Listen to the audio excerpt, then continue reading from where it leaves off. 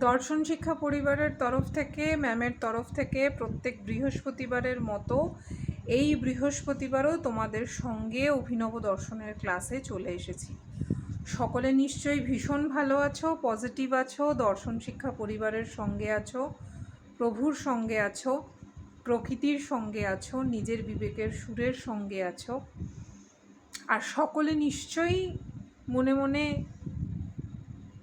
চিন্তায় অচিন্তায় যেভাবেই হোক হয়তো বলছো রাম ও নারায়ণ রাম, রাম ও নারায়ণ রাম, রাম ও নারায়ণ রাম। তো শেষ যেখানে করেছিলাম সেটুকু বলার আগে একটা কথা বলতে চাই। সেই কথাটা হচ্ছে, যত ক্রমশ সময় এগোবে, যত ক্রমশ অভিজ্ঞতার সঞ্চয় হবে, এই সবটাই অভিজ্ঞতা, অনুভূতি, যা কিছু আজ অবধি এই মুহূর্ত পর্যন্ত যাদের সঙ্গে যেটা ঘটে গেছে, সবটাই কিন্তু একটা প্রসেস, এবং প্রতিটাই কিন্তু কোথাও একটা হবে বলেই কোথাও একটা লেখা ছিল, প্রারব্ধ আগে থেকেই ওগুলো ছিল। তুমি খালি জাস্ট ক্যারেক্টারটা প্লে করছো। দাবার ঘটির চালটা, কোন চালটা কোথায় যাবে সেটা আগে থেকে প্রি ডিসাইডেড। ওই দাবার ঘটির চালটা দিতে গিয়ে আমরা যখন যেখানে যেখানে আমাদের ওই নিজেদের পান্ডাটাকে আমরা একটু যখনই ভাবি, ও আমিই তো পান্ডা, এই যে ব্যাপারটাই যখন চলে আসে, এই যে বিভিন্নজন বলে বাণী দিই আমি, তো সত্যিই তো প্রভুর মুখনিসৃত বাণী, জন্মসিদ্ধ মহানের কথা, এবং তার সঙ্গে নিজের এই জীবনযাত্রায় এগোতে এগোতে যতটুকু অভিজ্ঞতা সঞ্চয় হয়েছে, যতটুকু দেহক্ষেত্রের সেই সুরের ডাকের সাড়ায় সাড়া দিতে পেরেছি, তার কথা। লাগে তো, মানে এরকম করে মারলে লাগে না, কিন্তু কেউ যদি সপাটে চড় মারে লেগে যায় তো। এবং সেই চড় মারাটা কোনো কোনো ক্ষেত্রে দেহক্ষেত্রে নয়, আত্মার সেই গভীরে গিয়ে আঘাতটা হয়। তখন যে অনুভূতি, তখনকার যে সুর, সেটা যখন প্রকৃতির সঙ্গে যায়, সেটা যখন মহাকাশের সঙ্গে মিশে যায়, তার যে মেসেজটা, তার যে অর্থটা, সেটা খুব সাংঘাতিক। তাই যখন কাউকে চড় মারা হয়, একটু বুঝে শুনে মারুন, একটু আলতো করেই মারুন। তাহলে বোধহয় প্রকৃতির সঙ্গে যখন আপনাদের বা তোমাদের চারপাশে যাদের এইরকম বিচারটা চলবে, তখন যেন একটা অন্যরকম কিছু আপনারা দেখতে পান, বা তোমরা দেখতে পাও, তো তোমাদের চারপাশের তারা দেখতে পায়। তো শেষ লাইনটুকু বলি আগের দিনের, এইটুকুই বলার ছিল। তোমরা কণ্টক, কাঁটা, তোমরা কণ্টক বনে বাস করছো, আমিও সেখানে বাস করছি।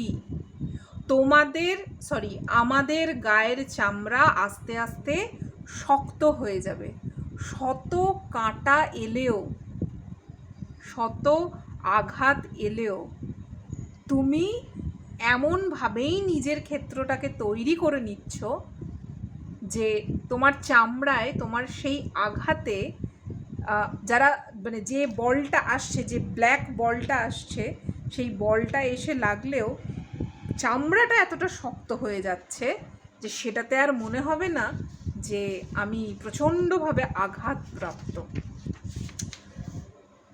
এবার যেখান থেকে নতুন আজকে থেকে যেটুকু বলার, এবং এটা আজকে শেষ করে দেবো। আজ যে কিছু বলতে পারবো, প্রভু বলছেন আজ যে কিছু বলতে পারবো, আমি আশা করিনি। প্রকৃতির যে সুর, যে শক্তি, যে সম্পদ প্রত্যেকের ভিতর আছে, যে স্টকটা আছে, সেটা রাখতে যাতে পারো তোমরা, তার চেষ্টা করো।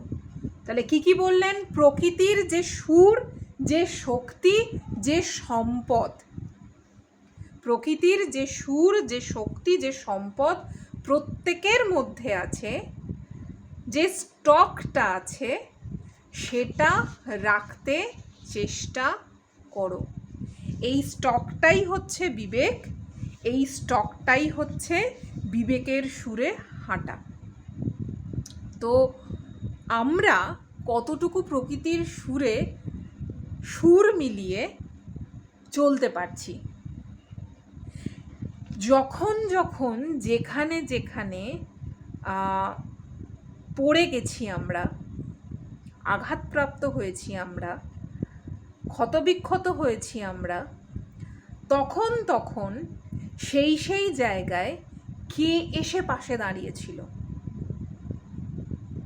এমন কোন শক্তি তোমাদের সকলের সঙ্গে ছিল, বা আমাদের সকলের সঙ্গে ছিল, বা আমাদের এই জার্নিটাতে যে এই ঘটনাগুলো ঘটতে পারে, আমাদের সঙ্গে এই ঘটনাগুলো ঘটতে পারে, তখন সেই মুহূর্তটাতে কে ছিল সাথে? সেই অজানা, অদেখা, নিঃস্বার্থ বিশ্বাসের পরিকাষ্ঠার যে আমিটা, মানে সেই না দেখা যে সত্যিটা, সেই সত্যিটা চিরন্তন, যাকে কখনো বদলানো যায়নি, সে ছিল। তার মানে সেই চেতন, সেই পরম সত্তার সেই সত্তা ছিল, যাকে আমরা অনুভব করেও অনুভব করতে পারি না, যাকে আমরা দেখি, দেখার পরও অনুভব করতে পারি না। আমাদের সেই স্টকটা, যেটা আমাদের অদেখা, অজানা, অশোনা, সেই স্টকটাকে প্রভু বলছেন প্রকৃতির সেই সুর, সেই শক্তি, সেই সম্পদকে প্রত্যেকের মধ্যে যা লুকিয়ে আছে, এবং যেটা আমরা চাইলেই পর্দাটা সরিয়ে দেখে ফেলতে পারি, সেইটাকে প্রভু বলছেন যে তোমরা রেখে দেবার চেষ্টা করো। আমার সুর বেদের সুর, আমার বাণী বেদের বাণী। এই যে এত বাণী দিই না, এটা সবই বেদের। ঋক্সাম, যজু, অথর্ব পুঁথিগত বেদ নয়, ফিলোসফির ছাত্রী তো, পড়তে হয়েছে। কিন্তু এ বেদ সেই বেদ যেখানে আমাদের বিজ্ঞানকেও গ্রহণ করতে হবে, গণিতকেও গ্রহণ করতে হবে, সুরকেও গ্রহণ করতে হবে, ধর্মকেও গ্রহণ করতে হবে, সর্বোপরি নিজেকে গ্রহণ করতে হবে, নিজের এই সত্তাটাকে গ্রহণ করতে হবে, নিজের এই দেহ, যে দেহটাতে আমাকে থাকতে দেওয়ার জন্য প্রকৃতি এত বড় কৃপা করলেন, তাকে গ্রহণ করতে হবে। তাই প্রভু বলছেন আমার সুর বেদের সুর, আমার বাণী বেদের বাণী, আমার তত্ত্ব বেদের তত্ত্ব। আধ্যাত্মিকেরা কি করেন, কিভাবে চলেন, খুলে বলেন না। তোমার মধ্যে তুমি সাধনা ক্ষেত্রে আছো, তুমি আচ্ছা, আমি আমার কথাই বলছি, না আমার কথা না, আমি কোনো একটা উদাহরণ দিয়ে বলছি। কোনো একজন সাধকের তার পরীক্ষা হচ্ছে, তাকে আগুনে 14 বছর বা 15 বছর বসে থাকতে হবে, মানে দাউ দাউ করছে আগুন, সেই আগুনের মধ্যে তার সাধনাই এইটা, যে তাকে ওইভাবে বসে থাকতে হবে। বহুজন দেখছেন, বহু দর্শনার্থীরা আসছে, আরে এনার তো দেহ জ্বলছে না, তাহলে এইরকম একটা আগুনের মধ্যে তিনি কিভাবে রয়েছেন। আবার কিছু দর্শনার্থী দেখছেন, কিছু সাধক কিচ্ছু খায় না, শুধু সূর্যের আলো খেয়ে তারা বেঁচে থাকে। কারুর বয়স মানে কারুর বয়স মানে দেহের বয়স 208 বছর, 138 বছর, 150 বছরেরও ওপরে, কিন্তু তারা কিভাবে রয়েছে? শুধু সূর্যের আলো খেয়ে আছে। সূর্যের আলো খাওয়া যায়? আমরা তো বিজ্ঞানের সালোক সংশ্লেষ প্রক্রিয়া পড়ে এসেছি, যে গাছের পাতা কিভাবে তার খাবার তৈরি করে। মনুষ্য দেহ কি করে সালোক সংশ্লেষ পদ্ধতিতে কি মনুষ্য দেহ সূর্যের আলো গ্রহণ করতে পারে? কি মানে ব্যাপারটা কি, প্রসেসটা কি? তো যখন এরকম বহু দিনের মানে বহুদিন মানে দিনের পর দিন এরকম কেটেছে, যখন ওই 14-15 বছর সেই সাধনা ক্ষেত্র যখন কমপ্লিট হলো, এবং সেই সাধক তিনি যখন সেই আগুন থেকে বেরিয়ে এলেন, তখন তিনি দেখলেন তার দেহক্ষেত্রের কোনো পরিবর্তন হয়নি, কিন্তু যে সাধন পথে তিনি ছিলেন, যে জার্নিটাতে তিনি ছিলেন, সেখানের অভিজ্ঞতা, সেখানের অনুভূতি তিনি নিজ ক্ষেত্রে এমনভাবে অনুভব করে এলেন যে বাইরে তখন আর তার কারুর কাছে কিছু বলার নেই। তিনি তখন সর্ব অবস্থাতে সর্বকিছুতেই দেখছেন যে আমার একটা নতুন বডি, আমার একটা নতুন কিছু, যা কিছু ছিল আমার তা কিছু মানে তা সেই আগুনে পুড়ে ভস্মীভূত। এটা যেমন একটা দিক। আর একটা দিকের কথা বলছি, যারা দেখছেন ওই সূর্যের আলোটা গ্রহণ করছে, তারা ভাবছে যে সৌরজগতের সবথেকে বড় গ্রহের মধ্যে সূর্যের সেই শক্তি, সেই আলোকে যারা গ্রহণ করছেন, তার দেহক্ষেত্রে 7 চক্রের কি অসম্ভব রকমের তেজ। সেই সাধক যখন সম্পূর্ণরূপে সেই সমস্ত দর্শনার্থীদের কাছে গেলেন, তখন দেখা যাচ্ছে তার ওই দেহক্ষেত্র থেকে একটা অন্য রকম অর্জা, একটা অন্য রকম শক্তি তারা নিজেরাই বুঝতে পারছেন। তো কেন কথাটা বললাম, এর সঙ্গে কোথাও একটা কথা মিল আছে কিনা জানি না, কিন্তু এই প্রশ্নের উত্তরটা আমাকে অনেক সময় দিতে হয়েছে, এখনো মাঝে মধ্যে দিতে হয়। এই যে কথাটা বললাম, আধ্যাত্মিকেরা কি করেন, কিভাবে চলেন, খুলে বলেন না, যতটুকু বলা সম্ভব বলা যায়। এর ক্ষেত্রে আধ্যাত্মিকেরা, সাধকেরা, আমরা প্রত্যেকেই সন্ন্যাসী, কিন্তু আমরা সাধনা করতে ভুলে গেছি।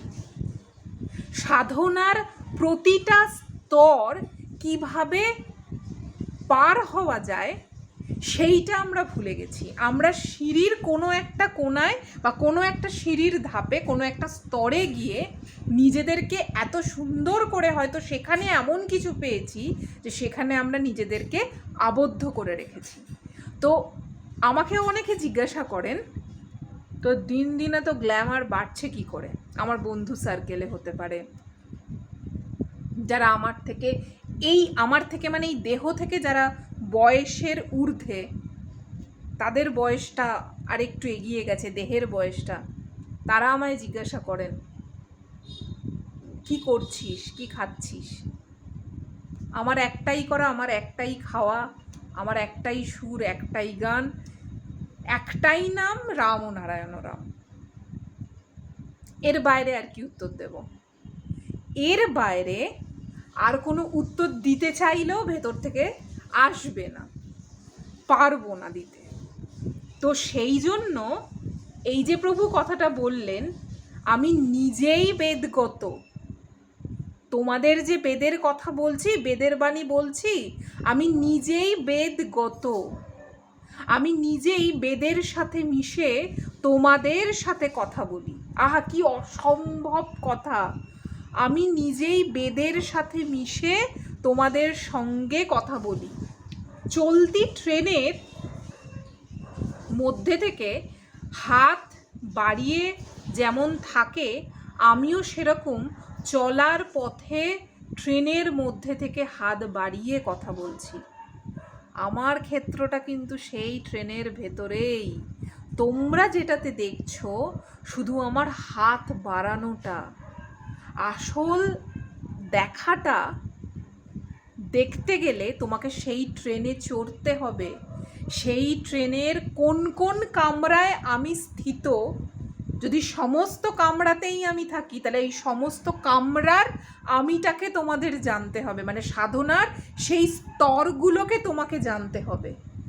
এবং যেখানে যেখানে যে যে কামরার ওই ট্রেনের মধ্যে থেকে আমি হাতটা বাড়িয়ে আছি, সেই রকমভাবে তোমাকেও সেই মানে কামরায় এসে বসে হাত বাড়িয়ে দেখতে হবে যে কিভাবে ট্রেনের মধ্যে থেকে হাত বাড়িয়ে চলার পথ কতটা সুন্দর হতে পারে। কিন্তু তাহলে এই যে আমরা ট্রেনের মধ্যে দিয়ে যদি এখন হাত বাড়াই, তাহলে তো ওই ল্যাম্পপোস্টগুলো রয়েছে, বিভিন্ন তার রয়েছে, আবার একটা গল্প কথা, মজা নাকি? ওই পোস্টে আমার হাত হয়ে গেলে তো হয়ে গেল আপনার কথা শুনে। উদাহরণ, এক্সাম্পল, আমাদের জীবন ক্ষেত্রে যে ট্রেনটায় আমরা রয়েছি এবং যার ড্রাইভারটা আমরা নিজে, বা ট্রেনের মধ্যে যে টিটিটা আসে টিকিট চেক করার জন্য, বা আমার এই দেহক্ষেত্রটা সেই যে যদি ধরে নিই সেটা যদি টিটি হয়, প্রত্যেকটা মুহূর্তে সে আমার টিকিটটা দেখে নিচ্ছে যে আমি টিকিটটা চেঞ্জ করেছি কিনা, বা আমি আদৌ টিকিটটা কেটেছি কিনা। কিসের টিকিট? সুরের টিকিট, বেদের সুরের, বেদের জ্ঞানের, সত্যের, সেই সত্যিটা। মিথ্যেরও যদি হয় সেই মিথ্যেটা, কারণ সবটারই রিভার্স আছে, বিপরীত আছে। সত্যি আছে বলেই মিথ্যে আছে, আলো আছে বলেই অন্ধকার আছে। তারপর প্রভু বলছেন তোমাদেরও সেইভাবে কাজ করাতে চেষ্টা করছি, নামে যাতে সবাই আরও তন্ময় হয়, তার জন্য আরও সাহায্যের প্রয়োজন হলে সাহায্য করবে, যোগাযোগের প্রয়োজন হলে যোগাযোগ করবে, কেউ আমাদের ডোবাতে পারবে না। আমি ন্যায়ের দণ্ড হাতে নিয়ে ঝড়ের বিরুদ্ধে লড়াই করে চলেছি। আমার কাছে আসবে অনেক, আমি যেন ন্যায় প্রতিষ্ঠা করতে পারি। আর খুলে না বলাই ভালো, কিছুটা অপবাদ অপপ্রচার সৃষ্টি করতেও হয়, অবস্থার জন্য করতে হয়। এই যে রিসেন্ট, না এটা বলাটা উচিত নয়, এটা ভালো লাগে এরকম বেশ অপবাদ, অপমান, তারপর কি প্রভু বলেছেন, অপপ্রচার, এখন হেভি লাগে, এখনো সুন্দরভাবে এনজয় করি। আমার এইটাই মানে ভালো লাগার জায়গা, যে বা তোমাদের কাছে এটা শেয়ার করার জায়গা, যে মুহূর্ত থেকে অপমান, অপবাদ, অপপ্রচার, আঘাতের পর আঘাত যখনই বুঝবে যে কোথাও একটা না প্রকৃতি তোমাকে ইন্ডিকেট করছে, তোমাকে খোঁচা দিচ্ছে যে ওরে ওরে ওরে ওরে এবার এই টাইমটাই তোর টাইম, এইবার নিজেকে চেঞ্জ করে ফেল। এই টাইমটাই মোক্ষম সময়, এই সময়টাই সেই সময় যে সময়টায় তোর নিজেকে নিজের চেনার জন্য ভীষণ দরকার।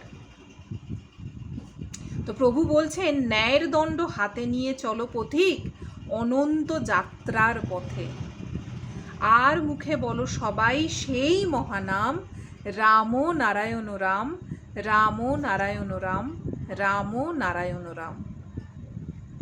তো যাদের লেগে গেল আর যাদের লাগলো না, সেই সমস্ত সোলেদের বলছি, ভেতরে এক বাইরে আর এক হয় না, মুখ মন এক না হলে হয় না।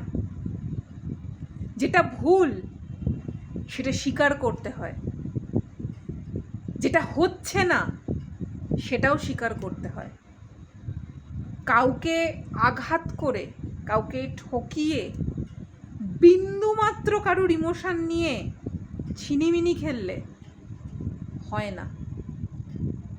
তোমাকে বুঝতে হবে তোমার অনুভূতি, তোমার সত্যি তোমার সততা, তোমার বিশ্বাস, সর্বোপরি তুমি এই পুরো জার্নিটাতে কোন মন নিয়ে তুমি কাজগুলো করলে। প্রভু বলেছেন আমি মনটা দেখি, আমার দিল দক্ষিণাটা দরকার নেই। তা বলে কি বাস্তব জীবনে দরকার নেই? আহা হা হা। আজকে এটুকুই। নেক্সট ভিডিওতে তোমাদের সঙ্গে দেখা হচ্ছে। যদি এই দেহে থাকি, প্রভু যদি এই থাকার মতো সুযোগ করে দেয়, তাহলে আবার অভিনব দর্শনের ক্লাসে এসে প্রভুর মুখনিসৃত বাণী বলবো। আর যারা ভাবে বাণী দিচ্ছি তাহলে বাণীই বলবো। যাদের পছন্দ হচ্ছে না তারা বলবে আবার বেকার কথা। আর যাদের একটু একটু মনে হবে হ্যাঁ ঠিক আছে চলো, তো চলি। আজকের মতো এটুকুই। নেক্সট ভিডিওতে তোমাদের সঙ্গে দেখা হচ্ছে। সবাই ভীষণ ভালো থাকো, পজিটিভ থাকো, দর্শন শিক্ষা পরিবারের সঙ্গে থাকো, প্রভুর সঙ্গে থাকো, প্রকৃতির সুরের সঙ্গে থাকো, নিজের বিবেকের সুরের সঙ্গে থাকো। যত নেগেটিভ বল আসুক নিজেকে বোঝাও, ওটাও আমার জন্য দরকার, ভীষণভাবে দরকার। ও আমাকে হেল্প করছে। আজকের মতো টাটা। আর সকলে বুঝে বলো, না বুঝে বলো, রাম ও নারায়ণ রাম, রাম ও নারায়ণ রাম, রাম ও নারায়ণ রাম।